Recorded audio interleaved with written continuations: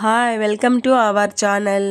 ఇవాళ మనం ఉల్లి పరోటా ప్రిపరేషన్లోకి వెళ్ళిపోదామండి. ఈ ప్రిపరేషన్ కోసం అయితే నేను 4 సన్నగా తరుక్కున్నటువంటి పచ్చిమిర్చి, 2 పెద్ద ఉల్లిపాయలండి, ఒక 2 పెద్ద ఉల్లిపాయలు ఇలా సన్నగా తరుక్కొని తీసుకున్నాను. పచ్చి కరివేపాకు, కొత్తిమీర ఇలా సన్నగా తరిగేసుకొని, ఈ ఉల్లిపాయలు, పచ్చిమిరపకాయలు అన్నీ కలిపేసుకొని ఒక బౌల్లోకి తీసుకున్నానండి.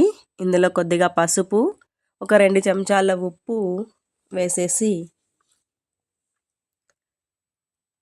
ఒక హాఫ్ కిలో అలా అండి, హాఫ్ కిలోలో ఒక హాఫ్ అయితే ఇప్పుడు వేస్తానండి గోధుమ పిండి. నేను మైదా పిండి వాడనండి, గోధుమ పిండి మాత్రమే వాడతాను.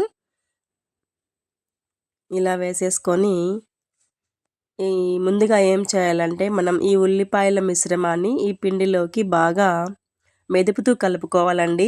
ఇలా కలపడం వల్ల ఉల్లిపాయలో ఉన్న నీరంతా ఈ పిండి పీల్చేసుకుంటుందండి.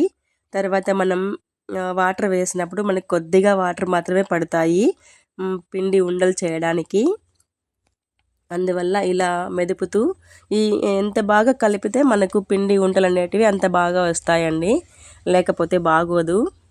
ఇలా నాకు ఫీవర్ వచ్చినప్పుడు, లేదా కొద్దిగా విసుగ్గా ఉన్నప్పుడు, కర్రీస్ చేసే ఓపిక లేనప్పుడు అయితే ఇలాగా జొన్న పిండి రొట్టెలు, గోధుమ పిండి రొట్టెలు, రాగి పిండి రొట్టెలు అలా చేస్తూ ఉంటానండి. ఇందులోనే మనం పచ్చిమిర్చి, కారము, ఉప్పు, ఉల్లిపాయలు అవన్నీ వేస్తాం కాబట్టి సపరేట్గా కర్రీ అయితే ఏం అవసరం లేదండి. కావాలంటే అలాగే కూడా తినేసేయచ్చు. క్యారేజెస్ కూడా బాగుంటుందండి. మార్నింగ్ టిఫిన్స్ కానీ ఈవినింగ్ టైంలో అయితే మరీ చాలా బాగా ఉంటుంది తినడానికి. హాయిగా గొంతులో కసకస అనేది లేకుండా చాలా కారం కారంగా చాలా టేస్టీగా ఉంటుందండి. కొద్దిగా వేడి నీళ్ళు తీసుకొని గోరువెచ్చని నీళ్ళతో వేసి కొద్దిగా ఆయిల్ వేసి కలిపామనుకోండి, మనకు పిండి ఉంట అనేది చాలా బాగా వస్తుంది. నాకైతే ఇక్కడ కొద్దిగా అనుకయిందండి, అందువల్ల మళ్ళీ కొద్దిగా గోధుమ పిండి వేశాను. మైదా పిండి వేస్తే ఏంటంటే మనకి ఆరోగ్యానికి అంత మంచిది కాదండి. అందువల్ల నేను సాధారణంగా అయితే మైదా పిండి అయితే వాడను. ఇంకా కావాలంటే ఇందులోకి జొన్న పిండి అయితే వాడతానండి. తర్వాత ఇలా మనకి చూడండి ఇలా వచ్చేసింది, చాలా కలర్ఫుల్గా ఉంది కదండి. తర్వాత స్టవ్ మీద కడాయి పెట్టేసుకున్నానండి. ఇలా చిన్న చిన్న ఉండలు తీసేసుకొని గోధుమ పిండిలోనే అద్దేసుకొని మనం రుద్దేసుకోవాలండి. చూడండి ఇలా కొద్దిగా పిండి ఎక్కువ పట్టినట్లు అనిపిస్తుంది, కానీ ఆ పెనం పైన కాలేటప్పటికి మనకి చాలా బాగా వస్తాయండి ఈ పరోటాలు.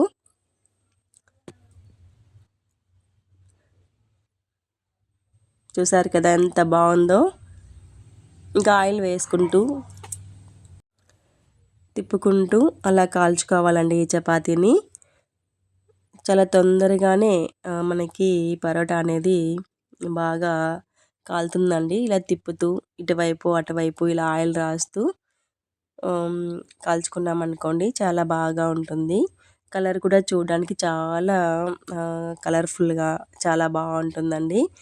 టేస్ట్ కూడా అయితే అదిరిపోతుంది. ఒక్కసారి మీరు ట్రై చేసి ఇలా తిని చూడండి. మామూలుగా కోల్డ్ అలా ఏం లేకపోతే ఆ పెరుగులోకి అయితే ఇంకా సూపర్గా ఉంటుందండి ఈ పరోటా అనేది. పప్పు, చట్నీ ఇలా కూడా సైడ్ డిష్లుగా తీసుకొని తినచ్చు అండి. చాలా చాలా బాగా ఉంటుందండి. ఈవినింగ్ టైమ్స్లో అయితే నేను ఎక్కువ చేస్తాను. మార్నింగ్లో అయితే నాకు కొద్దిగా టైం ఉండదండి, అందువల్ల. లేదు ఎక్కడైనా ప్రయాణం వెళ్ళేటప్పుడు అంటే జర్నీస్కి కానివ్వండి, టూర్స్ కానీ వెళ్ళేటప్పుడు ఇలా చేసుకొని తీసుకెళ్తూ ఉంటాను. ఎందుకంటే కర్రీస్ లేకపోయినా కూడా తినేయచ్చు కదండి జర్నీలో ఉన్నప్పుడు. అందువల్ల మా పిల్లలు కూడా చాలా ఇష్టంగా తింటారండి ఈ ఉల్లిపాయ పరోటాను. అందువల్ల ఎక్కువగా చేస్తూ ఉంటాను. ఒకసారి మీకు షేర్ చేద్దాం అనిపించిందండి, అందువల్ల చేసి మీకు చూపిస్తున్నానండి ఈ వీడియోని అయితే. చూడండి ఎంత బాగుందో. ఇలా కాలే కొద్దీ మనకి చాలా బాగుంటుందండి అసలు. ఆ ఉల్లిపాయలు కనపడకపోతే అసలు పోలీలా ఏమంటారు, భక్ష్యాలని అని కూడా చాలామంది నన్ను అడుగుతారండి. భక్ష్యాల ఇవి అన్నట్లు చూసారు కదా ఎంత బాగున్నాయో అసలు. చూస్తూ ఉంటేనే తిందామనిపిస్తుందండి. మరి ట్రై చేసేయండి. చూడండి మా ఉల్లి పరాటాలు ఎంత బ్యూటిఫుల్గా ఉన్నాయో, చూడడానికి కలర్ఫుల్గా ఉన్నాయి. అసలు రెండు వేళ్ళతో తుంచేసుకొని తినచ్చండి. ఇలాగా పళ్ళు లేని వాళ్ళు కూడా తినచ్చండి. చాలా చాలా బాగుంటాయి. నాకు చాలా ఇష్టమైనటువంటి ఉల్లి పరోటా అండి. చూసారు కదా ఎంత బాగా వచ్చాయో. చూస్తుంటే మీకు కూడా తినాలనిపిస్తుంది కదూ. ఆహా, నాకైతే నోరు ఊరిపోతుందండి. నేనైతే ఇంకా స్టార్ట్ చేసేస్తాను. మా ఇంట్లో కొద్దిగా వంకాయ చట్నీ ఉందండి మార్నింగ్ది. కొద్దిగా వంకాయ చట్నీలో తీసేసుకొని తినేస్తున్నానండి. మరి మీరు కూడా ఈ ఉల్లి పరోటా చేసేసి టేస్ట్ ఎలా ఉందో చెప్పేసేయండి.